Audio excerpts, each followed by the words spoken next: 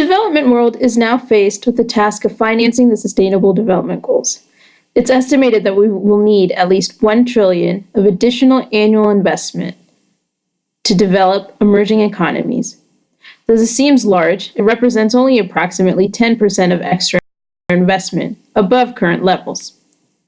As a development contractor, I find this especially intriguing as it opens up the client landscape and sheds light on potential areas for client diversification. ODI estimates that aid has increased from approximately $64.8 billion in 2000 to $173.3 billion in 2009. And of this, there was a significant increase, approximately 23%, in the amount provided by non-traditional donors. We will review the most recent traditional landscape and the options we now have for non-traditional donors.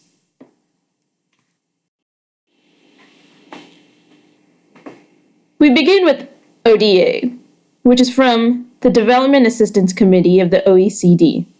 It has been a relatively stable source of financing for the poorest economies. The ODA from the 25 member countries of the Development Assistance Committee, DAC, grew by about 37% in real terms between 2004 and 2010. Of this, 60% went to lower income countries and 40% to middle income countries.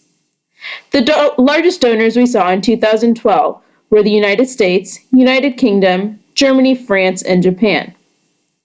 However, it is estimated that, given financial constraints on donors, we cannot expect a significant increase in ODA in coming years. ODA on its own would be incapable of meeting financing needs, even if the target to provide 0.7% of gross national income were to be achieved by all developed countries. We move on to MDBs, Multilateral Development Banks.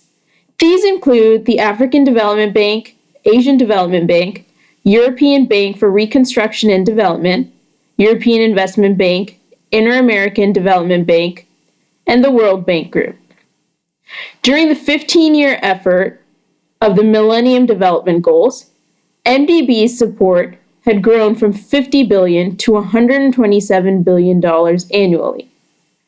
This was done through grants, loans, risk-sharing instruments, guarantees, and equity investments. Looking forward to the Sustainable Development Goals, MDBs plan financial support of over $400 billion during the first 3 years of the SDG period, from 2016 to 2018. MDBs will continue to play a pivotal role, not just in direct financing, but in providing a macroeconomic framework that's critical to attract private flows, including foreign direct investments. They'll also be critical in developing clear financial frameworks and policies that will guide private investors. We'll now review a few of the non-traditional donors who will shape the financial landscape in the coming years. We begin with domestic resource mobilization. For most countries, DRM is the largest resource available to fund their national development plans. A country must be able to mobilize and effectively manage and spend these financial resources. One crucial element to the DRM system is taxation. Not only must we pay attention to the actual rate of tax, but the structure and mechanisms which lie behind it. The main issues which countries have run into are managing and mobilizing these resources, so in compliance problems, weak revenue administration, poor governance and corruption, tax avoidance activities, and illicit financial flows. However, there are initiatives towards remedying this, sharing information between tax administrations, creating simpler systems, and actions to address illicit financial flows. We also have private investments. It's important to understand the concept of risk and return with private financial investors. Firms seek opportunities based on what's a reasonable expectation of profit, through accounting for both risk and return. Individual firms can't be told where to invest, and they won't commit for a long term.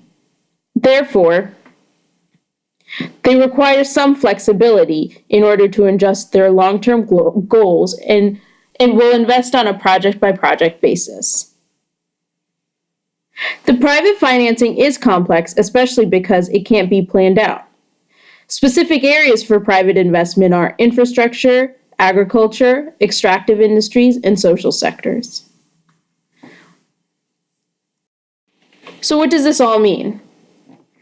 We see this as great news from a contracting perspective, not only because there's room for client diversification of our portfolios, but more importantly, there's room for innovative ideas and change for the more traditional donors. Each donor carries with them their own guidelines, methods of implementation, and agendas. As a contractor, the ability to work with a varied portfolio allows us to do a variety of work through different instruments and not maintain a static technique and approach across the board. Additionally, the introduction of public-private partnerships truly allows us to leverage further resources during project implementation. It allows us to think outside the box and experiment. We must change with the times in our financing landscape, and it becomes increasingly important to understand the link between supply and demand and how to best mobilize the resources at hand.